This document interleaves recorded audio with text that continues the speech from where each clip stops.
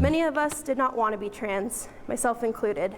I spent years and years trying to convince myself that I wasn't trans, that I was perfectly happy with my body and my assigned gender.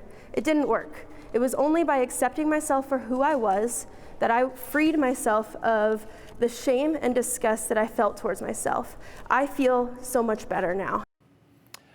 That was a reading of an anonymous letter. It was addressed to Governor Little from a transgender person in North Idaho. And that letter was read today at the Capitol as part of a protest to call attention to all the anti-LGBTQ+ legislation being considered at the State House.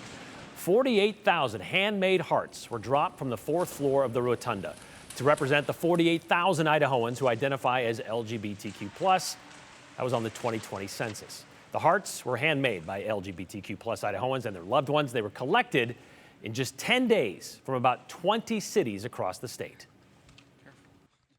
I think the number one message is that there are 48,000 queer Idahoans, that bills that get introduced and passed into law in this House affect all of us, all of our families. We live here, we work here, we raise our families here.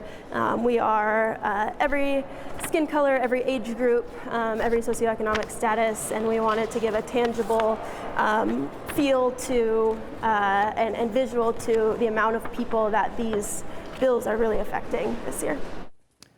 48,000 Idahoans. That's less than 3% of Idaho's entire population. Considering that, there's been an awful lot of time spent on in the legislature on these bills, like the no public funds for transgender care, which was signed into law last week, or a bill that wants to make sex and gender synonymous. That's this session. Another bill this session that wants to make preferred pronouns not part of compelled speech. And of course, you remember last year when it was the no medical procedures or medications for transgender minors, and the seemingly endless attempt to regulate what books can be on what shelves in a local library, a vast majority of which contain an LGBTQ+ character, and it even considers homosexuality as obscene.